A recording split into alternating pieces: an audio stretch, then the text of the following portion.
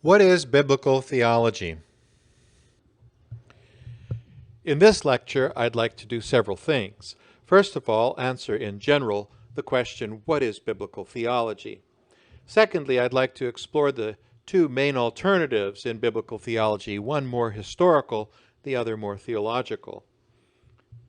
Thirdly, I'd like to introduce a few biblical scholars along the way. I'm not trying to present a history of biblical theology here, but present some scholars that help us in the discussion of what is biblical theology. And in particular, I'd like to focus on a movement in the 20th century called the biblical theology movement and explain what that was. I'd also like to explore some philosophical questions related to biblical theology, and finally, to suggest some methodological considerations for doing biblical theology. Then I would like to leave you with some questions to consider at the end. Firstly, then, an initial definition of biblical theology. I'd like to start with an evangelical, Steve Matier, from the UK, who teaches at the London School of Theology. He wrote some time back in a book called Between Two Horizons that was exploring the relationship between biblical studies itself and theological studies, and trying to find ways in which the theologians and the biblical scholars could work together and talk together better. And in his article, Two Testaments, One Biblical Theology, Steve Matier says that biblical theology is that creative theological discipline whereby the church seeks to hear the integrated voice of the whole Bible addressing us today. That creative theological discipline whereby the church seeks to hear the integrated voice of the whole Bible addressing us today. In that brief definition of biblical theology, there's a lot said, and several points should be highlighted. Firstly, it's an explicitly Christian study. It's not as if we're involved in some sort of academic study that may or may not turn out to be Christian. It's not as if we are beginning from some kind of an academic starting point that has no faith commitments, if there is such a thing, and he would argue there is no such thing. Secondly, Matier's pointing out the fact that biblical theology is a text-focused study. It's a text-focused study. In other words, while we have Christian interests and are doing this work as Christians, while we have a Christian starting point, nevertheless, what's guiding our study is the text itself, not some theological system applied to the text, alien to the text. Thus, it'll be important to hear the Old Testament, for example, even when it is not taken up in the New Testament. We have to explore what we find in the text itself. Biblical theology, he says, needs to adopt a trajectory approach to tradition history. A trajectory approach, and for that you might understand a thematic approach, looking at how those themes develop. What theological themes are being developed as we move in time through the biblical canon. This allows one to note developmental links without having to show causal links, he argues. And the high point of some trajectory in Scripture may actually not even be in the New Testament. So, for example, the high point of the trajectory on the teaching of the Bible on creation is in the Old Testament, or the teaching of the Bible on social justice may well be found in the prophets. Furthermore, Matier's understanding says that we should expect the ancient text to address us. This gets at a philosophical question of what difference does reading old texts have to do with where we are here and now? How does this have anything to do with us now?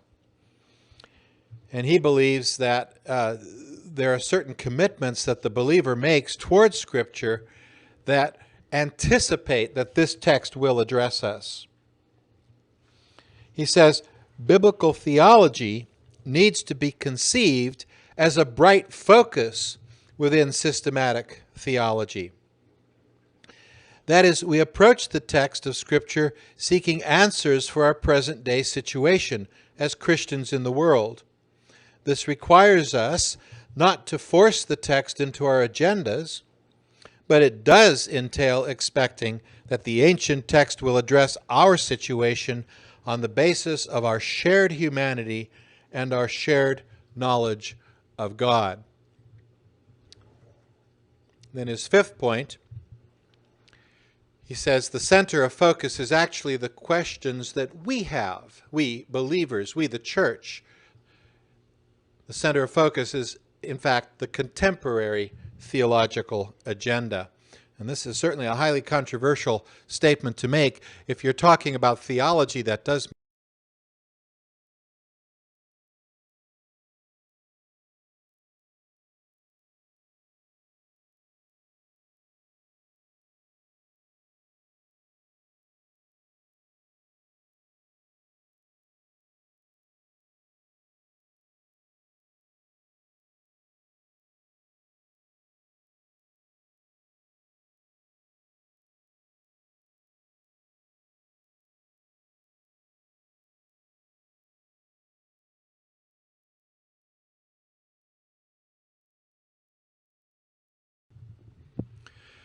the desire to approach theology, or biblical theology in particular, from a perspective that doesn't involve the agendas of individuals is really a desire to engage in an exercise of separating history from theology. And so in the history of biblical theology, there has been a very strong voice that has tried to get rid of theology for the sake of history and turn biblical theology into an historical study per se. To explore that point, we can go right back to the very beginning of biblical theology. The very terminology biblical theology was used in Johann Philipp Gebler's 1787 inaugural address at the University of Altdorf. It was called On the Correct Distinction Between Dogmatic and Biblical Theology and the Right Definition of Their Goals. Now you have to think about where things were at the end of the 1700s. How did you approach the Bible? You approached the Bible with all of the theological agenda of the church. And often the church read the Bible not for its own sake so much as to find the theology it already had. So the challenge of biblical theology at this point in history was to separate the dogmatic interests and beliefs of the church from what the text of Scripture says. Gebler's points were as follows. Distinguish biblical theology then from dogmatic theology. And then secondly, biblical theology should be an historical discipline. What does that mean? Well, for him it meant begin with diachronic distinctions. That is, distinctions of progress through time. We look at time periods. For example, the history of Israel and the history of the church. We look at different authors of Scripture. And so therefore we become interested in who wrote what. Did Paul write all of the letters attributed to him? Becomes a question. Did Moses write essentially the Pentateuch? And then also we look at linguistic conventions. Just because we use the word salvation, that does not mean that we shouldn't pay attention to a variety of words that are descriptive of soteriology. Reconciliation, justification, redemption, and so forth. We should pay attention to what words are used. And we should also pay attention to how different authors might use the same word. How does Matthew use the word dikaiosune, which is the word for righteousness? And is it the same way that Paul uses the word? Often in Paul it's translated as justification instead of as righteousness. So we have to pay attention to linguistic conventions. Here then we have a single point that is drawing out many interpretive points about biblical theology as an historical discipline. We're paying attention to time periods, authors, and linguistic conventions. Furthermore, we should compare these groupings so as to see their unity and diversity. So how do we relate Matthew, Paul, and James on the issue of faith and works? We compare the groupings. The difference with a dogmatic theology might be you start with a question, what about faith and works?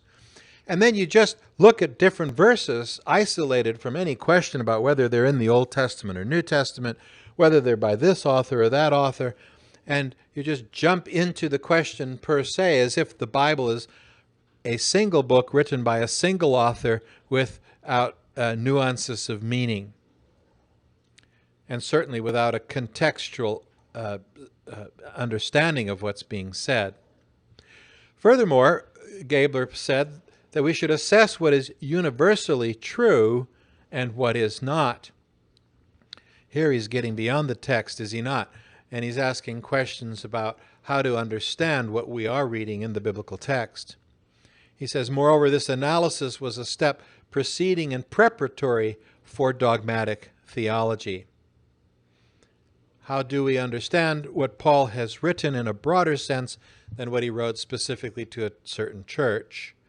And now, having done so, what does that contribute to the church's dogmatic concerns?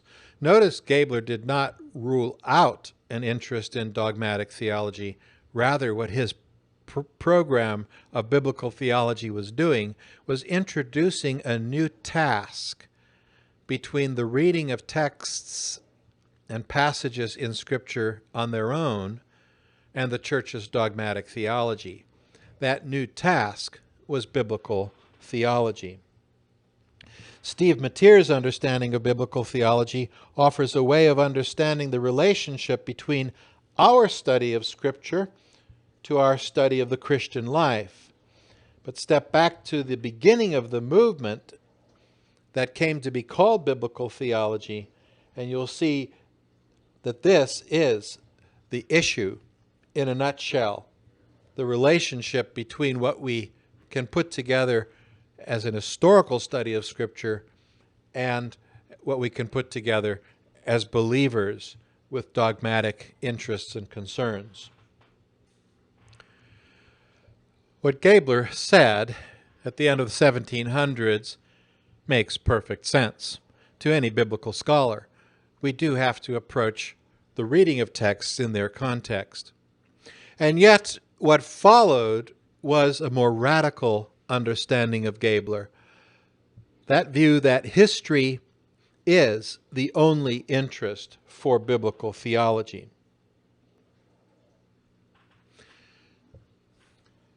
A bit over 100 years after Gabler, a very significant New Testament scholar by the name of William Vrede wrote from a perspective that all we're about is historical study, and everything we need to do is step aside from our dogmatic interests. Vrede wrote a work called The Tasks and Methods of New Testament Theology, and in it he described biblical theology as an historical, not dogmatic study. He said, only then will it not force interpretation on what the text actually says.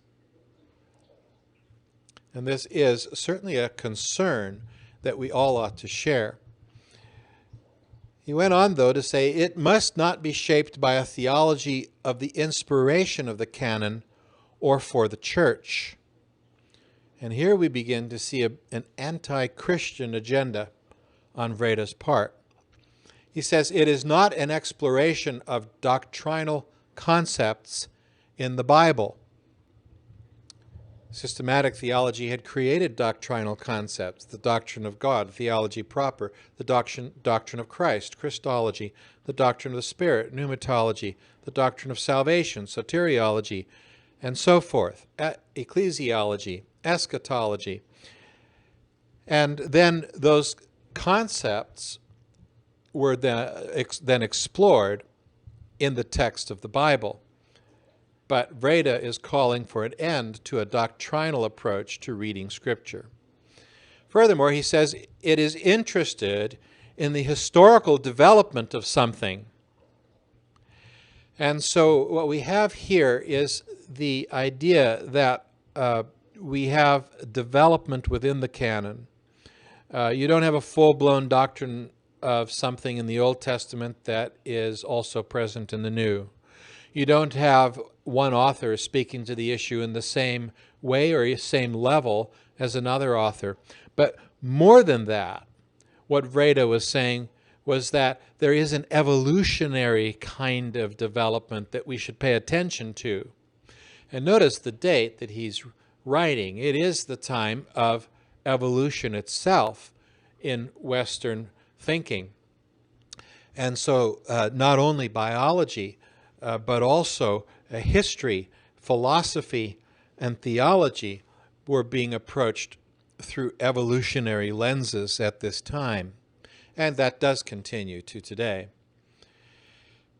So, for example, one of Vrede's major works was on the Messianic secret, the so-called Messianic secret. What Vrede argued was that Jesus never claimed to be Messiah. So when you read the Gospels and Jesus clearly does take on the identity of the Jewish Messiah, and some acknowledge him as such, you have to ask yourself, how do we get from Jesus never claiming this to texts that claim this, like Mark's Gospel?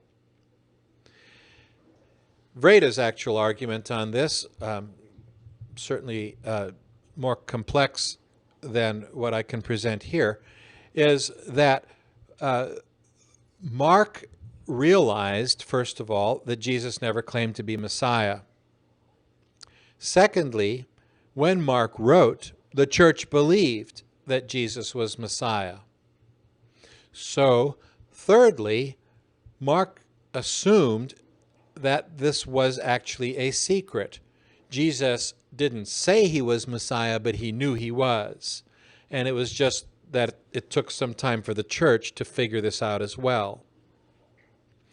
So therefore, when Mark writes his gospel, he writes it in such a way that there is a kind of secretive motif around who Jesus is and his identity. And Vrede talked about this secretive motif in many ways and pulled them all together in terms of the Messianic secret itself. So, for example, Jesus teaches in parables. There's something secretive about that. Or Jesus tells people not to tell others when he does a certain miracle. And so the Messianic secret for Vrede was far broader than simply the secret of the Messiah. Stepping back from the question of what do we understand about the Messianic secret and how do we evaluate Vrede's argument on this, you can see a larger issue at stake here. And the larger issue is that something about the theology of the Bible, and in this case, Jesus' Messiahship, is being approached from an historical, evolutionary perspective. Here's how the church came to develop this particular theology. Another example, just to note it rather than go into the details, is that he argued that when Paul has a flesh-spirit dualism in his writings, this is actually derived from a perspective that the Greeks had. a flesh-spirit dualism. And so we need to read Paul the Jew and Paul the Christian in his historical cultural context as Paul engaged with a Greek philosophical flesh-spirit dualism. These are just two examples of how Vreda's historical approach to biblical theology was conducted. A more recent scholar, Heikki Riesanen, came to write a book called Beyond New Testament Theology, a Story and a Program, in 1990. And in it, he argues against any New Testament or biblical theology at all. Here are some of Riesanen's points. First of all, he says New Testament scholars deal with history, not theology. Theology is prescriptive. History is descriptive. Secondly, Riesanen says that New Testament study should be about the history of the early Christian religion. Now that has a bit more theology involved in the focus of the study, but it's the history of the early Christian religion, not religion per se. Thirdly, he says the New Testament is a faith statement. Even talking about a New Testament is a canonical faith statement. And so that should be replaced with a study of early Christian literature, the early church, the social history of the church, historical developments in the church, and so forth. Get rid of the concept of New Testament per se, or Bible, or Scripture. That's a canonical faith statement. Fourth, he says that the New Testament is so diverse that it cannot have a theology. And by that you understand that there's something unified in the word theology. But if the New Testament, let alone the Bible itself, has so many different authors writing on so many different things, to so many different contexts, and so forth, that we have a great diversity. And furthermore, that the New Testament, even when the same issue is written on by different authors, may say contradictory things. Therefore, you would not end up with a theology of the New Testament. And this is Riesanen's position. The New Testament itself contains no theology in any dogmatic sense. It is a collection of occasional writings from various authors in a variety of genres on a wide range of topics with different perspectives, theological vocabularies, and concerns. So Riesanen suggests that we replace biblical theology with two other projects. Project number one would be a history of early Christian thought.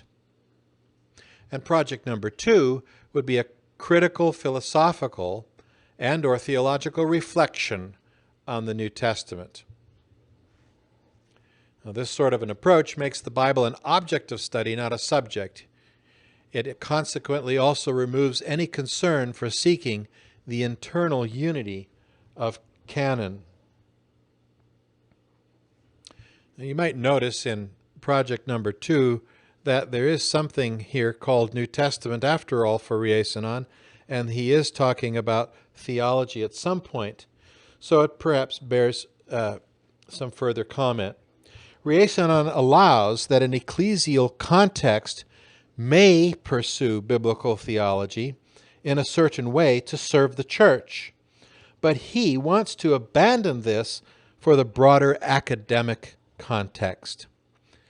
We really should be having Society of Biblical Literature meetings about biblical theology with our historical focus rather than seeing our work as a work for the church.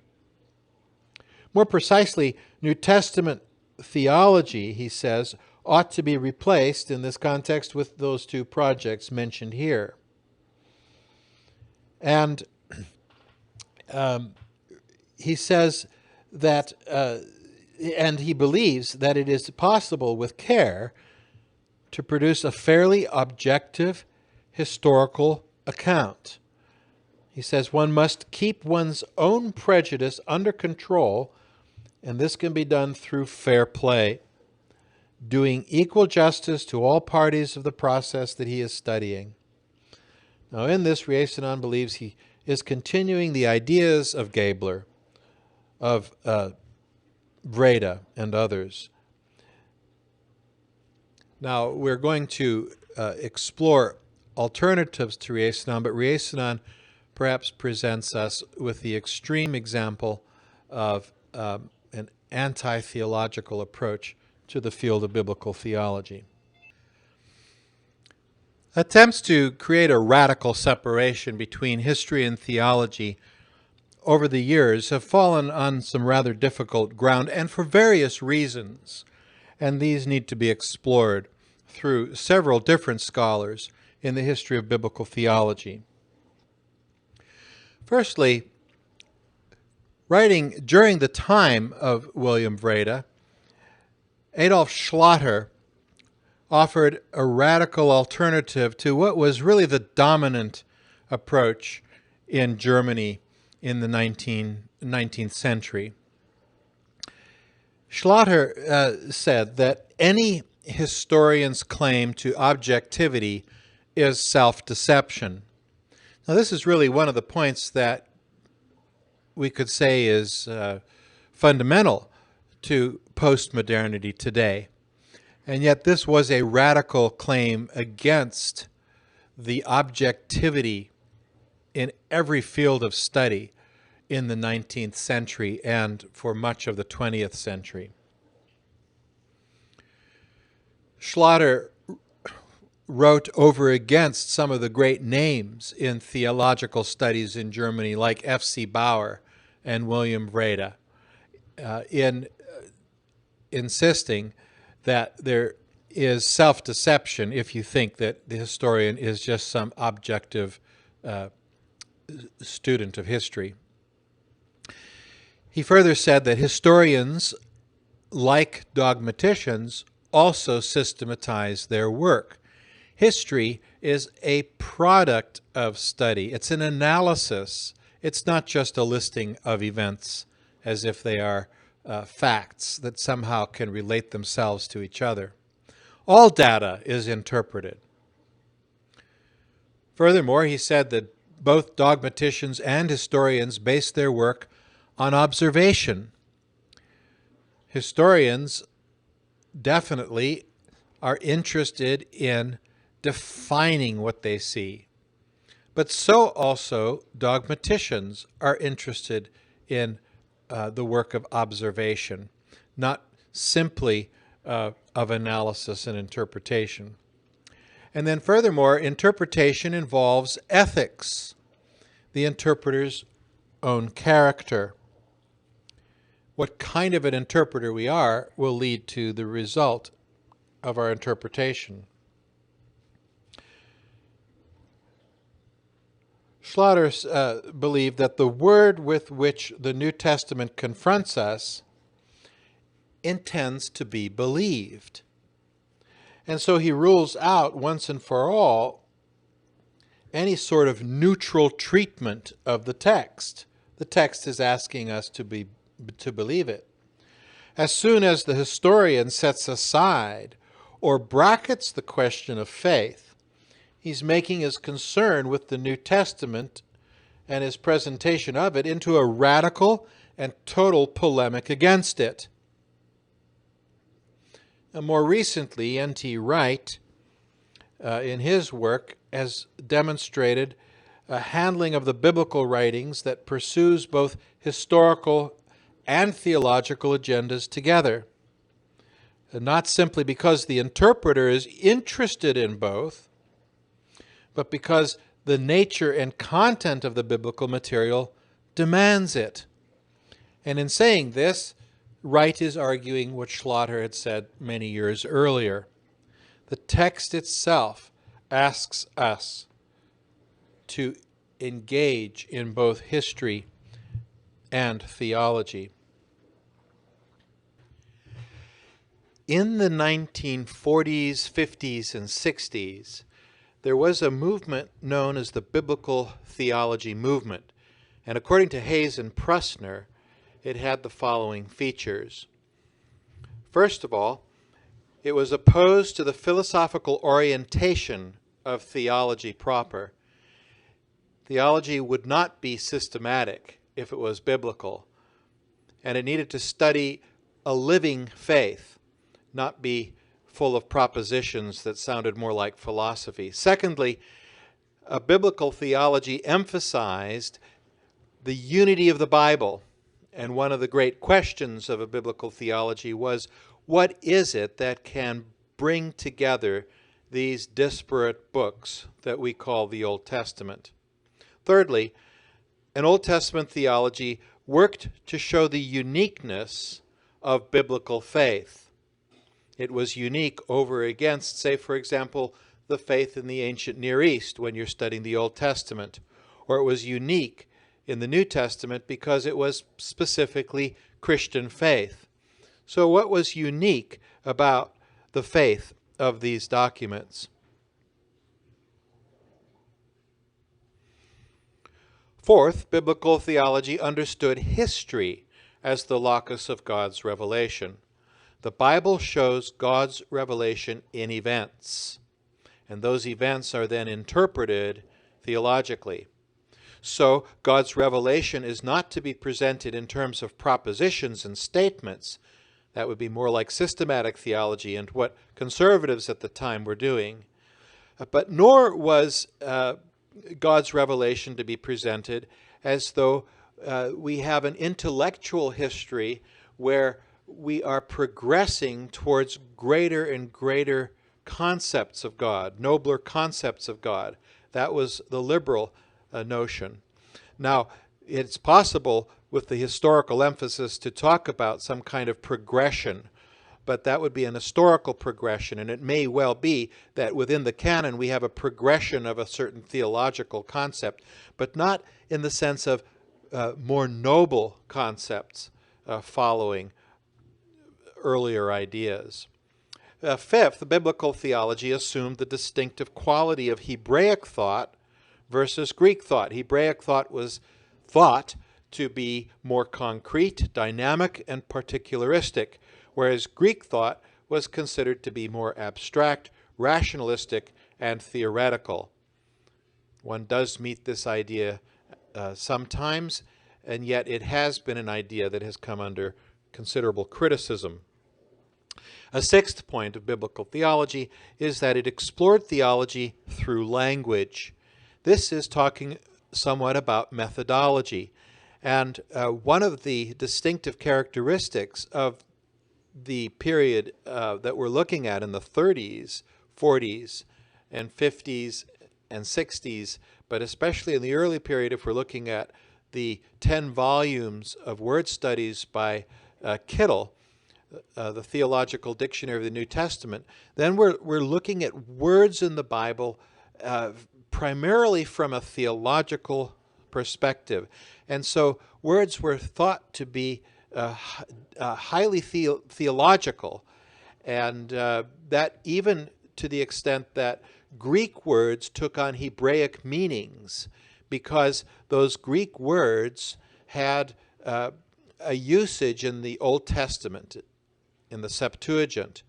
And so there was a kind of Bible language developing that could be explored as part of the program of biblical. Now, the biblical theology movement came to a point of crisis, as Brevard Childs argued in his book, Biblical Theology in Crisis, in 1970. Childs, first of all, says that by the end of the 19th century, the full problematic of biblical theology had emerged with great clarity. He said that on the one hand, Gabler's case for the independence of biblical theology from dogmatic constraints appeared to many to be fully justified. However, On the other hand, the pursuit of biblical theology as an historical discipline had resulted in the dissolution of the very discipline itself. And here we have that tension that we have looked at in terms of the history of events over against the theology of the text.